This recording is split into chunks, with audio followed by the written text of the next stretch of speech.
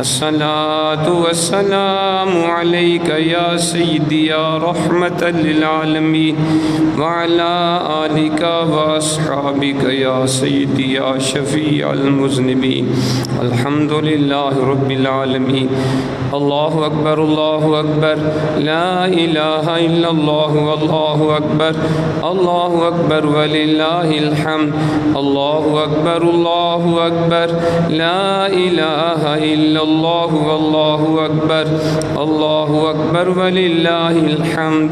الله أكبر الله أكبر لا إله إلا الله والله أكبر الله أكبر ولله الحمد. اللہ رب العزت کے حمد و ثنا کے بعد نیچے بند چلو. اللہ رب العزت کے حمد و ثنا کے بعد اس کے پیارے حبیب نبی اکرم نور مجسم فخر آدم و بنی آدم سرکار مدینہ رحمت قلب و سینہ احمد مجتبی محمد مصطفیٰ علیہ الصلاۃ والسلام کی جناب پاک میں بے شمار لاتعداد درود و سلام کی بعد واجب الاحترام مسلمان بزرگوں دوستوں بھائیوں السلام علیکم ورحمۃ اللہ وبرکاتہ. آج کا دن عید الاضحیٰ کا مبارک دن ہے. یہ دن ہمیں جد الانبیاء خلیل اللہ حضرت ابراہیم علیہ السلام کی یاد دلاتا ہے. وہ ابراہیم علیہ السلام جنہوں نے اپنے رب کی رضا کے لیے اپنا سب کچھ قربان کیا. آپ نے اللہ کی رضا کے لیے آپ کو مکان اپنا گھر بار چھوڑنا پڑا وہ بھی چھوڑ دیا. اللہ کو خوش کرنے کے لیے توحید کا ڈنکا بجانے کی وجہ سے آپ کو آتش نمرود میں پھینکا گیا. اس کے اوپر بھی اللہ کے نبی راضی ہو گئے اور چھلانگ لگا دی. اس میں بھی کامیاب ہوئے. اللہ نے ایک اور امتحان لیا, گھر بار چھوڑنا پڑا وہ بھی رب کی رضا کے لیے چھوڑ دیا. اللہ نے پھر آخری وقت پہ 100 سال کے قریب آپ کی عمر مبارک تھی جب اللہ نے اسماعیل علیہ السلام جیسا چاند سے زیادہ حسین فرزند عطا فرمایا. پھر حکم ہوا اپنے بیٹے اسماعیل اور اس کی والدہ حضرت ہاجرہ کو لکو تک سے راہ میں چھوڑ آؤ, قربان جائے انسان ابراہیم علیہ السلام کی شان پر. اس کے اوپر بھی راضی ہو گئے. حالانکہ اس وقت آپ صرف ایک بیٹا تھا آپ کا, وہ بھی اللہ کے حکم کے اوپر لکو تک سے راہ میں چھوڑا جہاں پہ آج خانہ کعبہ شریف آباد ہے. اس امتحان میں بھی کامیاب ہوئے.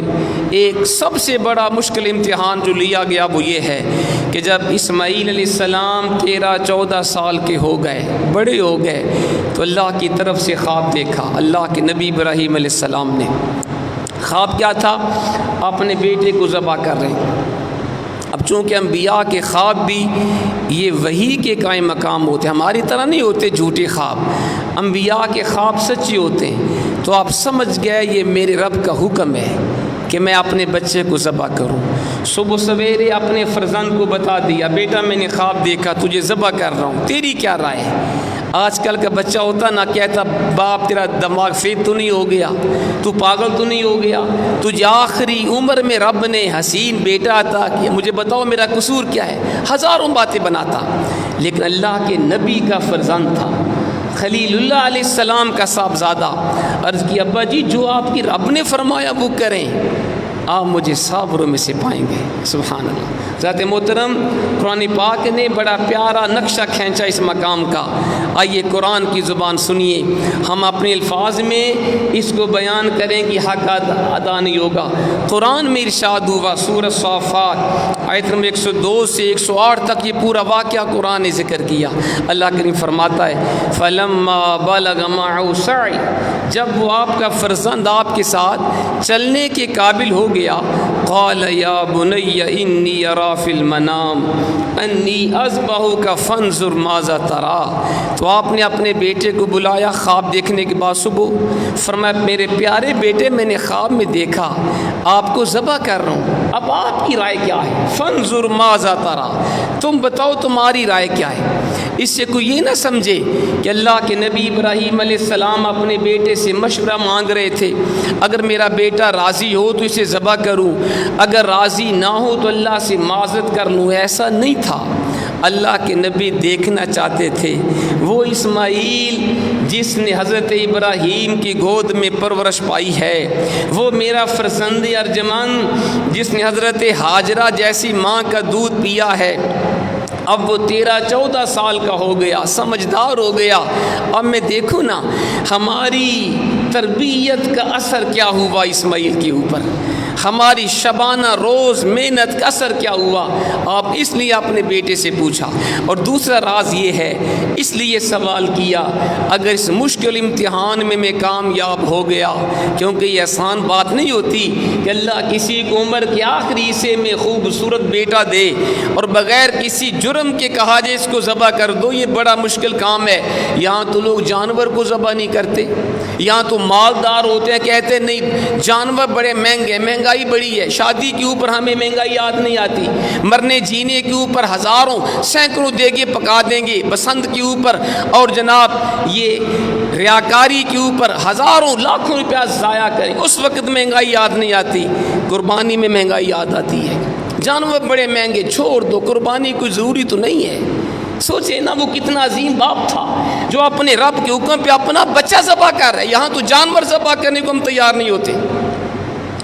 تو آپ نے دوسرا اس میں نقطہ یہ تھا، اس لیے اپنے بیٹے سے پوچھا اگر میں اس مشکل امتحان میں کامیاب ہو جاؤں تو کامیابی کا تاج صرف میرے سر پہ نہ رکھا جائے، میرے بیٹے کے سر کے اوپر بھی کامیابی کا تاج سجا دیا جائے۔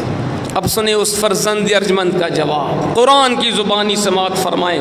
بیٹے نے کیا جواب دیا؟ قال یا ابت افعل ما تؤمر، اے پیارے ابا جان جو آپ کو حکم دیا گیا وہی کریں، ستجدنی انشاءاللہ من الصابرین، اگر اللہ نے چاہا تو آپ مجھے صابروں میں سے پائیں گے۔ کیا پیارا جواب ہے، یہ نہیں کہا کہ باپ تو صحیح تو ہے، تیرا ذہن تو ٹھیک ہے، کیا میرا قصور ہے، کیوں مجھے ذبح کر رہے ہو؟ ہمارے بچے ہزاروں باتیں کرتے ہیں لیکن وہ اللہ کے نبی کا فرزند ہے، کہا جو آپ کے رب نے فرمایا وہی کریں، باقی رہا میرا مسئلہ، آپ مجھے صابروں میں سے پائیں گے۔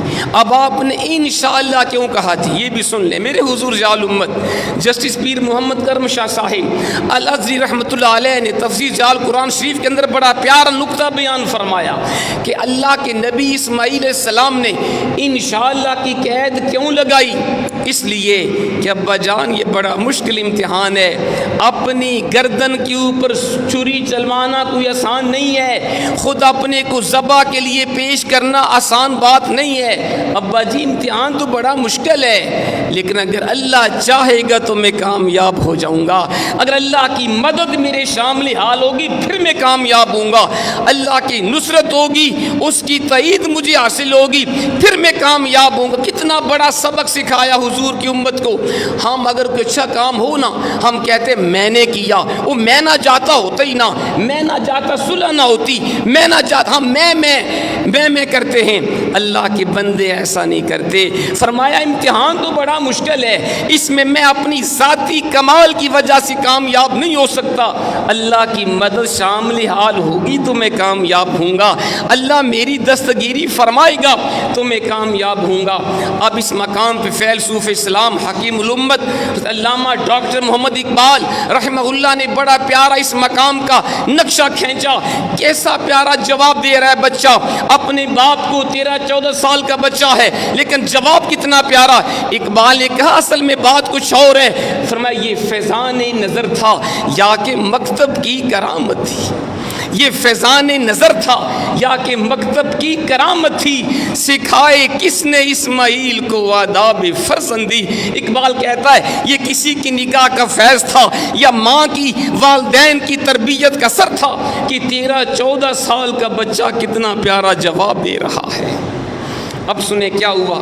صبح سویرے باپ نے اپنے بچے کو لیا، گھر سے نکل پڑے، گھر سے چلے، باپ خوش ہے میں اپنے رب کو راضی کرنے کے لیے اپنے بچے کو ذبح کرنے جا رہا ہوں، اور بیٹا بھی خوش ہے میں اپنے رب کے حکم کے اوپر ذبح ہونے کے لیے جا رہا ہوں، کوئی گلہ نہیں، کوئی شکوہ نہیں، کوئی شکایت نہیں۔ جب شیطان نے یہ منظر دیکھا کتنا عجیب ابراہیم ہے، خواب کے اوپر اپنے اکلوتے بچے کو ذبح کرنے جا رہا ہے، شیطان جل بھول کے کباب ہو گیا، کہا آج تک ابراہیم کے اوپر میرا دو نہیں چلا، اب اگر آج اس کا بنا بنایا کھیل نہ بگاڑ دوں میرا نام بھی شیطان نہیں ہے۔ اس نے ایک عورت کا روپ دھارا، حضرت ہاجرہ کے پاس آتا ہے، کہا یہ میاں جی کہاں چلے گئے ابراہیم، ننھا اسماعیل نظر نہیں آ رہا۔ فرمایا وہ باپ بیٹا سیر و تفریح کے لیے گئے ہیں۔ شیطان نے کہا ہاجرہ بھولی نہ بن،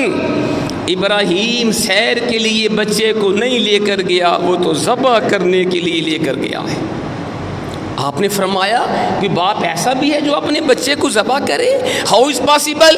شیطان نے کہا بات تو ٹھیک کرتی ہو، باپ ایسا کرتے تو نہیں، اصل میں رب کا حکم ہے کہ اسماعیل کو ذبح کیا جائے، رب کا حکم۔ اب سنیں، آج کل کی کوئی بی بی ہوتی تو دور پڑتی نا، کہتی مجھے کیا کہا گیا، یہ کیا کر رہا ہے، ہزاروں وہ بین کرتی، روتی کہ میرا اکیلا بیٹا اس کو ذبح کرنے کے لیے لے کر چلا گیا، بھاگتی پیچھے کتنی باتیں کرتی، وہ اللہ کے نبی کی بیوی ہے، اللہ کے نبی کی ماں ہے، کتنا پیارا جواب دیا۔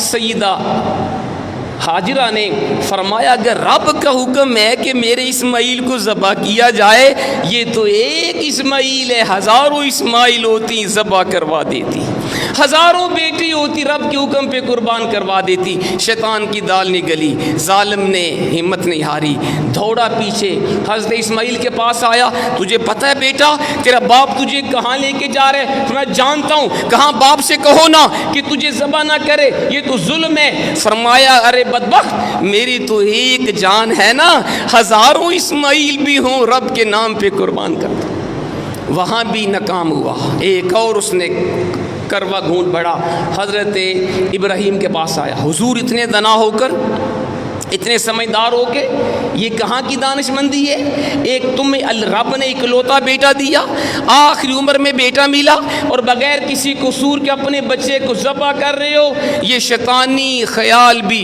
ہو سکتا ہے؟ اللہ کی طرف سے حکم ہوتا وہی آتی، خواب کے اوپر بچے کو ذبح کرنا یہ دانش مندی نہیں ہے۔ اللہ کے نبی جان گئے یہ شیطان ہوگا، یہ بدبخت ہوگا۔ آپ نے کنکر اٹھایا، شیطان کو مارا، وہ بھاگا، دوبارہ پھر حملہ کیا۔ اللہ کے نبی نے 3 مقامات کے اوپر، شیطان نے 3 دفعہ آپ کو بہکانے کی کوشش کی، اللہ کے نبی نے تینوں مقامات کے اوپر 3 مرتبہ کنکر پھینکے۔ رب کو اپنے بندے ابراہیم کی ادا اتنی پسند آ گئی، اللہ نے حجاج کرام کے اوپر لازم کر دیا، تم نے حج کرتے ہوئے اسی مقام پر 3 دفعہ شیطان کو پتھر مارنے ہیں۔ حالانکہ اب وہاں شیطان نہیں ہے، شیطان تو اس وقت تھا، لیکن حج قبول نہیں ہوتا جب تک ابراہیم علیہ السلام کی سنت کے مطابق حجاج کرام انہی 3 مقامات کے اوپر شیطان کو پتھر نہ مارے۔ مقصد یہ ہے اللہ کے نبی نے اپنے رب کو راضی کیا، پروردگار نے ابراہیم علیہ السلام کی سنت کو قیامت تک زندہ فرما دیا۔ اللہ کے بندوں کی شان ہے۔ تو شیطان ناکام ہوا، آپ چلے بچے کو جب ذبح کرنے لگے، اسماعیل کہتے ہیں ابا جی ایسا کریں میرے ہاتھ پاؤں باندھ لیں تاکہ میں تکلیف کی وجہ سے ہاتھ پاؤں کو ہلا نہ سکوں، آپ کے اوپر خون کے چھینٹے نہ پڑیں۔ دیکھیں کتنا پیارا بیٹا، کتنا فرما بردار بچہ۔ فرمایا میں دوسری عرض یہ ہے اپنی آنکھوں پہ پٹی باندھ لینا تاکہ مجھے ذبح کرتے آپ کو رحم نہ آ جائے۔ اور دوسری جو روایت میں یہ ہے، فرمایا مجھے میری جو چہرہ زمین کی طرف کر لینا تاکہ میرا چہرہ دیکھ کے آپ کو ترس نہ آ جائے۔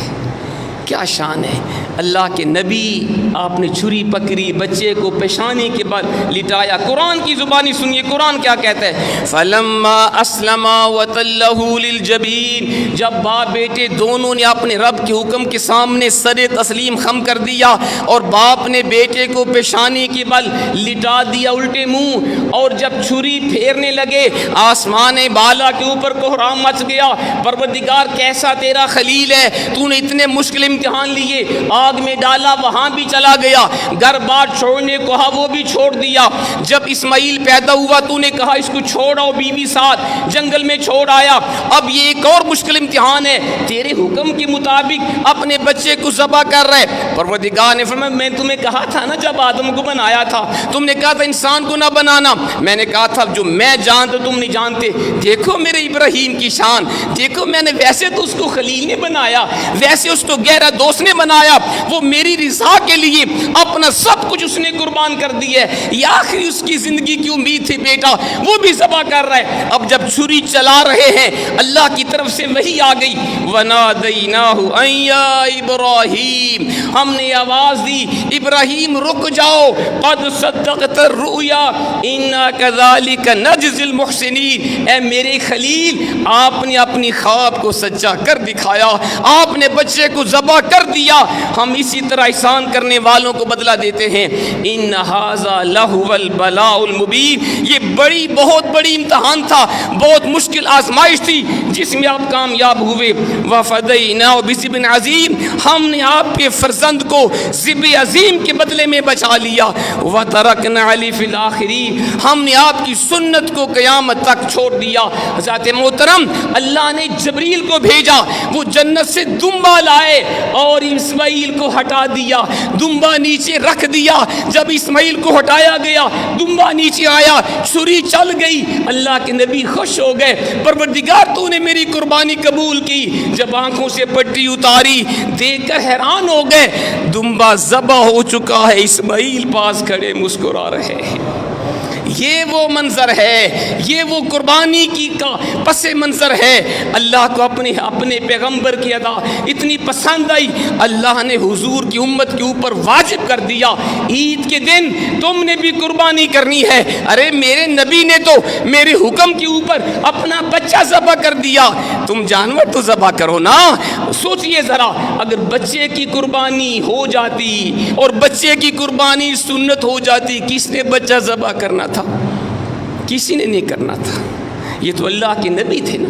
ہم جانور ذبح نہیں کرتے، طاقت بھی ہوتی ہے، کہتے مہنگائی بڑی ہے، ہم جانور نہیں ذبح کرتے، بچہ کون ذبح کرتا؟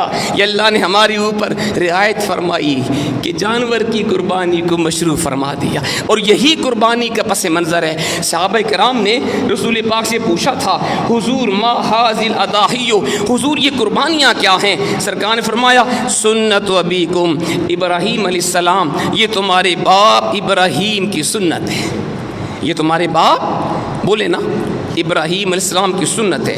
پوچھا حضور ہمارے لیے اس میں ثواب کیا ہے؟ سرکار نے فرمایا بکل شعرۃ حسنہ، جانور کی ہر بال کے بدلے نیکی ہے، ہر بال کے بدلے نیکی ہے۔ صاحب نے پوچھا حضور فالصوف، حضور اون کے بارے بتائیں۔ سرکار فرماتے بکل شعرۃ من الصوف حسنہ، اون کے بھی ہر بال کے بدلے نیکی ہے۔ ابن ماجہ کے اندر حدیث ہے، مشکات کے اندر حدیث ہے۔ کیا پتہ چلا؟ جانور کے جسم پہ جتنے بال ہوتے ہیں اللہ اتنی نیکیاں قربانی کرنے والے کو عطا فرما دیتا ہے۔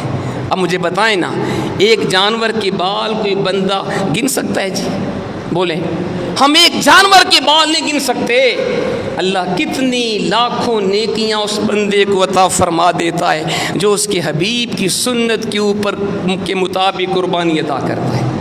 اور سنیں، آج کے دن یعنی عید کے دن جو سب سے افضل عمل ہے وہ جانور کو ذبح کرنا ہے۔ عید کے دن سب سے اعلیٰ عمل وہ جانور کا خون بہانا ہے۔ یہ میں نہیں کہتا، حضور فرماتے ہیں۔ حضرت سیدہ عائشہ صدیقہ اس حدیث کو روایت فرماتی ہیں، نبی کریم رؤوف الرحیم علیہ السلام نے فرمایا ما عمل ابن آدم من عمل یوم نحر احب الی اللہ من احراق دم وانه لیاتی یوم القیامہ بقرونها واشعارها وازلافها وان دم لیقع من اللہ بمکان قبل ان یقع بالارض فتیبوا بها نفسا، او کما قال۔ امام ترمذی سنن کے اندر، امام ابن ماجہ سنن کے اندر، صاحب مشکات کے اندر اس حدیث پاک کو روایت فرما رہے ہیں۔ سرکار مدینہ علیہ السلام نے فرمایا ابن آدم کا کوئی بھی عمل 10ویں ذوالحج کو جو کہ آج کا دن ہے یہ جانور کا خون بہانے سے بہتر نہیں ہے۔ ابن آدم کا کوئی عمل آج کے دن قربانی سے بہتر کوئی نہیں، جو مرضی بندہ عمل کرے قربانی کا ثواب سب سے زیادہ ہے۔ اور سرکار نے فرمایا وہ جانور جو اللہ کی رضا کے لیے ذبح کیا جائے گا وہ قیامت کے دن اپنے سینگوں کے ساتھ، اپنے بالوں کے ساتھ، اپنے کھروں کے ساتھ وہ آئے گا، اور قربانی کے خون کا قطرہ زمین پر گرنے سے پہلے وہ اللہ کی بارگاہ میں قبولیت کو حاصل کر لیتا ہے۔ لہٰذا تم خوش دلی سے قربانی کیا کرو، خوش دلی سے قربانی کیا کرو۔ اور سنے حضور کے ارشاد، یہ مسئلہ بھی ہے جب قربانی کا جانور ذبح ہونے لگے تو جس کی طرف سے قربانی ہے اسے پاس کھڑے ہو جانا چاہیے، وہ مرد ہو یا عورت۔ اس کی وجہ یہ ہے کہ خون کا جب پہلا قطرہ گرتا ہے اللہ پاس کھڑے ہونے والے کے بھی گناہ معاف فرما دیتا ہے۔ یہ سنے حدیث پاک، حضرت ابو سعید خدری سے حدیث کو روایت کرتے ہیں، اللہ کے حبیب نے اپنی صاحبزادی سیدہ کائنات فاطمہ الزہرا سلام اللہ علیہا کو حضور نے فرمایا، بیٹی یا فاطمہ قومی الی اضحیتک فشدیہا فإن لک باول قطرہ تقطر من دمہا ان یغفر لک ما سلف من ذنوبک۔ فرمایا حضور نے، پیاری بیٹی جب جانور ذبح ہونے لگے آپ کی قربانی کا تو پاس کھڑی ہو جا۔ حضور کیوں؟ فرمایا پہلا قطرہ گرنے کے ساتھ اللہ تیرے اگلے پچھلے گناہ معاف فرما دے گا۔ سیدہ کائنات نے عرض کیا، اعلنا یا رسول اللہ اعلنا خاصتاً اہل بیت او لنا وللمسلمین، حضور یہ صرف فضیلت ہمارے ساتھ خاص ہے یا ہمارے لیے بھی یہ ثواب ہے اور قیامت تک آنے والے سارے مسلمانوں کے لیے بھی ہے؟ سرکار نے فرمایا بل لنا وللمسلمین، عائشہ یہ صرف فضیلت ہمارے ساتھ خاص نہیں، اللہ یہ ثواب ہمیں بھی عطا فرمائے گا اور قیامت تک میری ساری امت کو یہ ثواب دیا جائے گا۔ مطلب یہ جو بندہ بھی قربانی کے وقت جس کی طرف سے قربانی کی جائے اگر وہ پاس کھڑا ہو جائے اللہ اس کے سارے گناہ معاف فرما دیتا ہے۔ تو کتنا اچھا عمل، کتنا آسان عمل، ہمیں اس پہ عمل کرنا چاہیے۔ اور سنیں سرکار فرماتے ہیں عظیموا ضحایاکم فإنھا علی الصراط مطایاکم، صحیح مسلم کے اندر یہ حدیث ہے، سرکار مدینہ فرماتے ہیں قربانی کی تعظیم کیا کرو، اچھا جانور ذبح کیا کرو، کیونکہ یہی تمہارے لیے پل صراط پہ سواریاں ہوں گی۔ جو جانور تم ذبح کرو گے پل صراط پہ سواری بنے گی، اس کے اوپر تم بیٹھ کے جنت میں جاؤ گے۔ اب خود سوچ لیں، جس نے اچھا جانور لیا، صحت مند، موٹا، تازہ، مہنگی قربانی لی، وہ اچھے جانور پر بیٹھ کر جنت میں جائے گا، اور جس نے مریل قسم کا جانور لیا، سستا جانور لیا، جی مہنگائی بڑی ہے، سستا جانور لیا، وہ اسی کے اوپر بیٹھ کے جائے گا۔ اب آپ کی مرضی اچھے پہ بیٹھیں یا کمزور پہ بیٹھیں۔ اور سنیں حضور کے ارشاد، آپ نے فرمایا جس شخص نے خوش دلی سے طالب ثواب ہو کر قربانی کی وہ آگ سے جہنم میں رکاوٹ بن جائے گی۔ کیا مطلب اس کا؟ جس نے اللہ کی رضا کے لیے، دکھلاوا نہیں، یہ شرط ہے، اللہ کی رضا کے لیے قربانی ہو، یہاں پہ ہے نا طالب ثواب ہونے کے لیے، اللہ کو راضی کرنے کے لیے جس نے قربانی کی وہ جہنم میں رکاوٹ ہوگی، وہ بندہ جہنم میں نہیں جائے گا، لیکن شرط یہ ہے اللہ کی رضا۔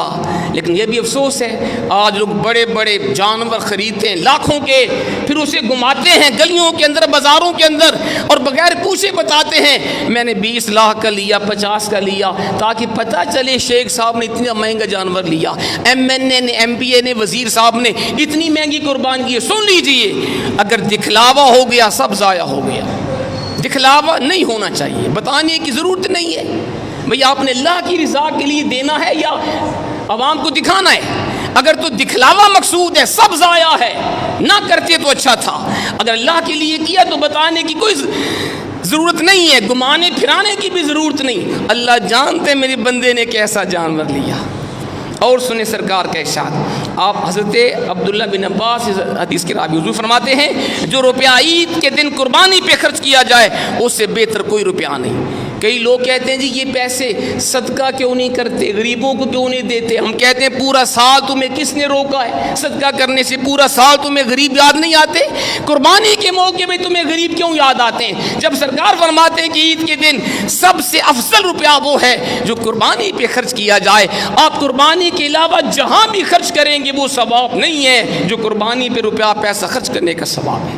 تو ذات محترم یہ میں نے چند حدیث آپ کے سامنے پیش کی ہیں قربانی کی فضیلت کے حوالے سے تاکہ ہمیں شوق پیدا. اب سنیں قربانی واجب ہونے کی شرائط کیا ہیں. کس کے اوپر قربانی واجب ہے؟ نمبر 1 مسلمان ہونا، غیر مسلم پہ قربانی واجب نہیں. نمبر 2 مقیم ہونا، مسافر کے اوپر قربانی واجب نہیں. مسافر سے مراد شرعی مسافر ہے. جو بندہ 92 کلومیٹر کے سفر کے ارادے سے گھر سے چلا وہ شرعی مسافر ہے. جب تک 15 دن کے قیام کی نیت نہ کرے یا اپنے گھر واپس نہ آ جائے اس کے اوپر قربانی واجب نہیں. یہ دوسری شرط ہے قربانی کی واجب ہونے کی، بندہ مقیم ہو. اور تیسری شرط کیا ہے؟ تیسری شرط یہ ہے بندہ بالغ ہو. نابالغ کے اوپر واجب نہیں، لیکن اگر وہ کرے گا تو انشاءاللہ نفلی ہو جائے گی. اور چوتھی بڑی اہم شرط صاحب نصاب ہو. کیا؟ صاحب نصاب. اس کو آپ نے غور سے سمجھنا ہے. صاحب نصاب کا معنی جس بندے کے پاس 7.5 تولے سونا یا 52.5 تولے چاندی، جس کا نصاب آج کل تقریباً 1,47,000 روپے بنتا ہے. یہ سن لیں، چاندی کا نصاب تقریباً 1,47,000 روپیہ ہے آج کل. تو جس بندے کے پاس ان تینوں دنوں میں 1,47,000 روپیہ آ گیا ضروریات کے علاوہ، اس کے اوپر قربانی واجب ہو گئی. یا اتنا مال تجارت ہو، کسی کی تھوک کی دکان ہے، کپڑے کی دکان ہے، فیکٹری ہے، پنکھے بنتے ہیں، مشینیں بنتی ہیں، جو سامان پڑا اس کو بھی دیکھا جائے گا.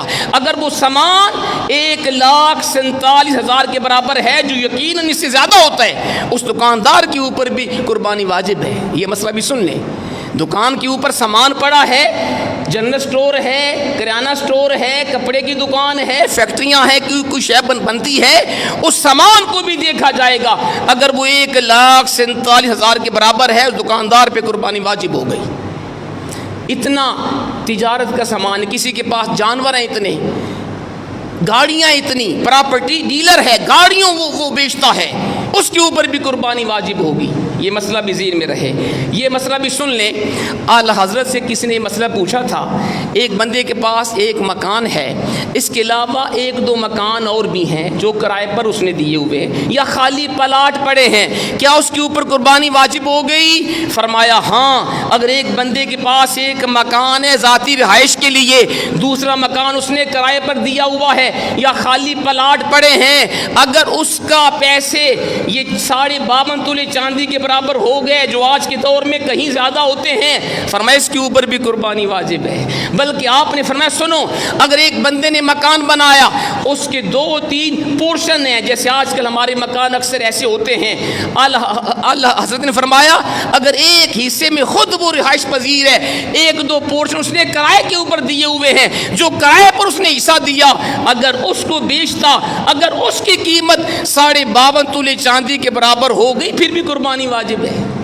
ہم کہتے ہیں جی میرے اوپر تو واجب نہیں، کیوں؟ میرے پاس ایک مکان ہے، جبکہ ایک حصے میں خود بندہ ہوتا ہے، 2 حصے کرائے پر ہوتے ہیں، اس کے اوپر بھی قربانی واجب ہے.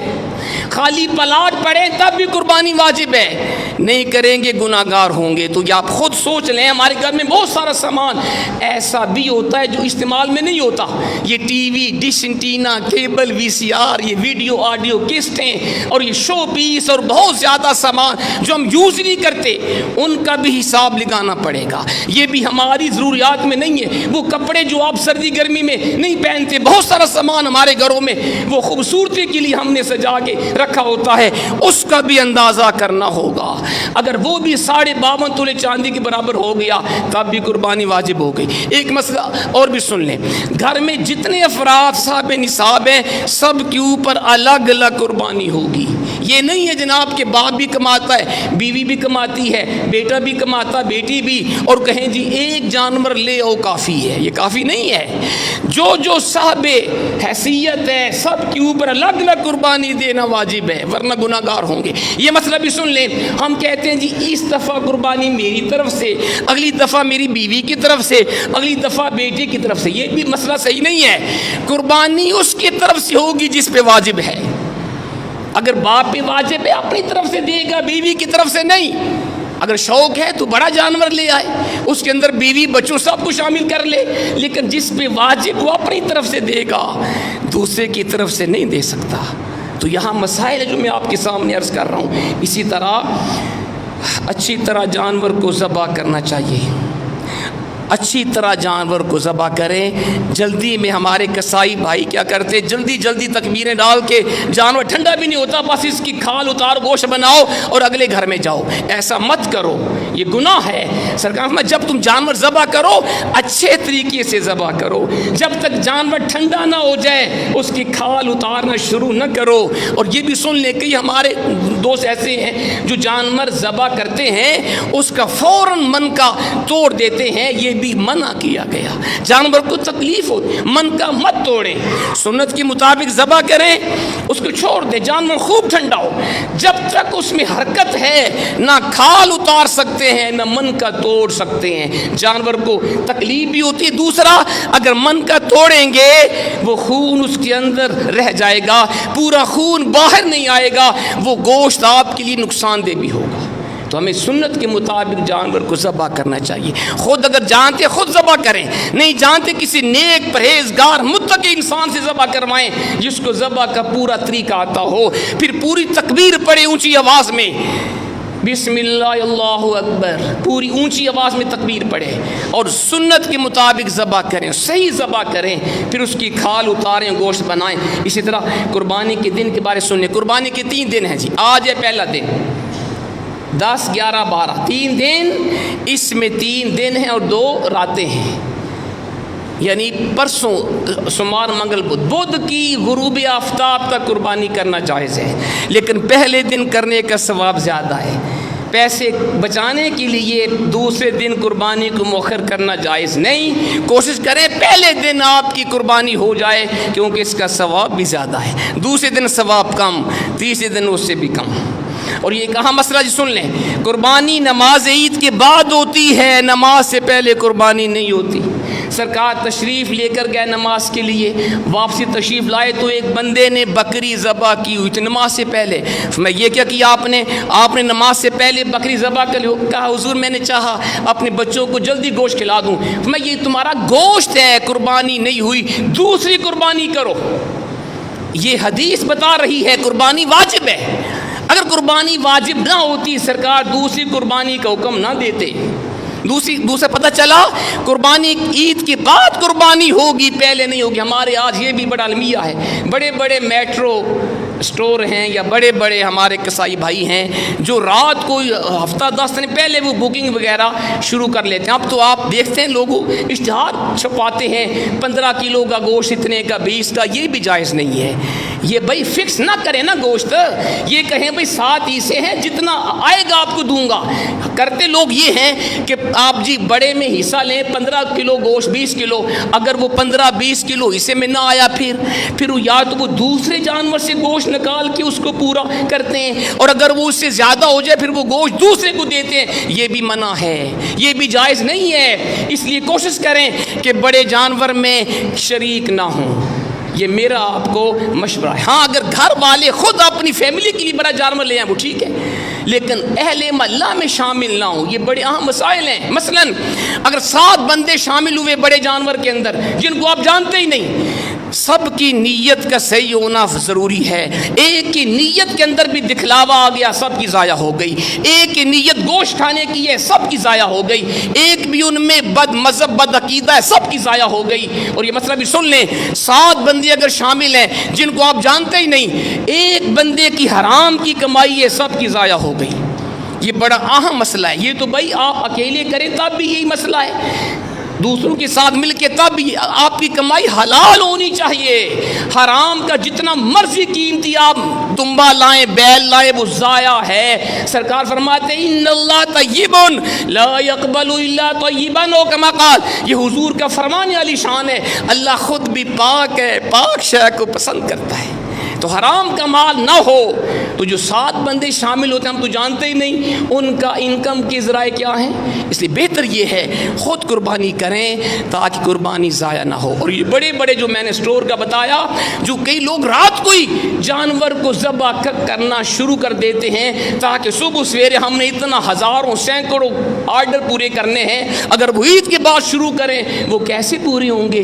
کئی اللہ کے بندے رات کو جانور ذبح کرنا شروع کر دیتے, وہ بھی حرام کام کر رہے ہیں، لوگوں کی قربانی کو ضائع کر رہے ہیں، اور حصہ ڈالنے والے بھی خلاف اسلام کر رہے ہیں۔ مت ایسے بندے کو حصہ دو جس کے اوپر آپ کو ٹرسٹ نہیں ہے کہ اس نے کس وقت جانور ذبح کیا۔ عید کی نماز کے بعد قربانی ذبح ہوگی، وہ جانور قبول ہوگا قربانی، ورنہ قبول نہیں ہوگی۔ اسی طرح قربانی کے جانور کس طرح کے ہوں؟ اونٹ کم سے کم 5 سال کا ہو، گائے 2 سال کی ہو، بکرا بکری 1 سال کا ہونا چاہیے۔ ہاں بھیڑ دمبا وغیرہ اگر 6-7 ماہ کا ہے، اتنا صحت مند ہے، وہ 1 سال کے برابر لگتا ہے، اس کی قربانی بھی جائز ہے۔ وہ جانور کوشش کرے جانوروں میں کوئی عیب نہ ہو، اگر تھوڑا سا عیب ہے قربانی ہو جائے گی لیکن مکروہ ہوگی، اور اگر عیب زیادہ ہے قربانی ہوگی نہیں۔ تو بہتر یہ ہے جانور دیکھ کے لیں، چیک کر کے لیں، اور اس کے اندر کوئی عیب نہ ہو۔ وہ جانور سن لیں جن کی قربانی جائز نہیں، جی جانور کے پیدائشی طور پہ کان نہیں، قربانی نہیں ہوگی۔ جس کا کان، جس کا وہ سینگ جڑ سے اکھڑ گیا، قربانی جائز نہیں ہوگی۔ جی جانور کے دانت بالکل نہ ہو، قربانی جائز نہیں۔ جس کا کان اتنا کٹ جائے کہ سوراخ کھل جائے، جائز نہیں۔ جس کی بنائی جاتی رہے، اتنا کمزور کہ دوسرے جانوروں کے ساتھ مل کر چرتا نہ ہو، جائز نہیں۔ جس کی کوئی ٹانگ ٹوٹ گئی ہو، کانا جانور جس کے کان دم یا چکی تہائی سے زیادہ کٹ گئی، قربانی جائز نہیں ہوگی۔ یہ ہمیں غور کرنا چاہیے۔ کمزور جانور قربانی جائز نہیں، جو خود بھی چل کے ذبح کی جگہ تک نہ جا سکے۔ اور یہ سن لیں اس بندے کے اندر قربانی، اسی طرح قربانی کے گوشت کے 3 حصے کریں، یہ مستحب ہے۔ 1 حصہ غریبوں کو دیں، 1 حصہ رشتہ داروں کو دیں، اور 1 اپنے گھر پہ رکھیں۔ یہ نہیں طریقہ کہ سارا گھر پہ رکھیں اور غریبوں کو نہ پوچھیں۔ اور یہ کوئی باجی نہیں ہوتی کہ آپ نے میرے گھر بھیجا تو میں نے آپ کے گھر بھیجنا ہے، نو نو نو نو۔ اہل محلہ میں دیکھیں، سب سے پہلے رشتہ داروں میں دیکھیں، جس نے قربانی نہیں کی اس کو دیں گوشت۔ اہل محلہ کچھ میں چیک کریں، جس آپ کے اہل محلہ میں سے کسی نے قربانی نہیں، اس کے گھر گوشت دیں۔ جس نے ذبح کی ہے، قربانی کی، اس کے گھر میں دینے کی حاجت نہیں ہے۔ مقصد یہ ہے کہ ہر غریب گوشت کھائے، ہر غریب اس خوشی میں شامل ہو، یہ اسلام کا مقصد ہے۔ گوشت کے 3 حصے کریں، کھال وغیرہ جانور کے جو بھی آپ نے اسے پہنایا، گھنگرو وغیرہ جو بھی، وہ سب کو صدقہ کرنا چاہیے۔ کھال کسی غریب کو دے دیں، یا دینی مدارس کے اندر کھال بھیجیں، بہت اچھی بات ہے۔ عالم دین تیار ہوں گے، آپ کو اس کا ثواب ملے گا۔ آخر میں سن لیں، حضور فرماتے ہیں جس بندے کے اندر قربانی کی طاقت ہے، اس نے قربانی نہیں کی، سرکار فرماتے ہیں فلا یقربن مصلانا، وہ ہماری عیدگاہ کے قریب بھی نہ آئے۔ یہ ابن ماجہ کے اندر حدیث ہے۔ جس بندے کے اندر طاقت، جو میں نے آپ کو بتا دیا، جس کے اوپر قربانی واجب ہے، اس نے نہیں کی، میں کہ پیسے تو ہیں لیکن کہا مہنگائی زیادہ ہے جی، نہ کرو، خیر ہے، وہ سن لے سرکار کا فرمان، میں وہ ہماری عیدگاہ کے قریب بھی نہ آئے، اس کی کوئی نماز قبول نہیں، اپنے گھر پہ رہے۔ اور دوسرا حضور کے ارشاد سے بھی سخت ہے، فرمایا جس میں قربانی کی طاقت ہے، قربانی نہیں کی، فَلْيَمُتْ إِنْ شَاءَ يَهُودِيًّا وَإِنْ شَاءَ نَصْرَانِيًّا، وہ چاہے تو یہودی ہو کے مرے، چاہے تو عیسائی ہو کے مرے۔ یہ حضور کا فرمان ہے۔ تو جن کے اندر طاقت ہے وہ ضرور قربانی دیں۔ ارے اللہ کے نبی نے اپنا بیٹا ذبح کر دیا، ہم جانور بھی ذبح نہ کریں۔ تو اللہ تعالی ہمیں توفیق عطا کرے، ہم سنت کے مطابق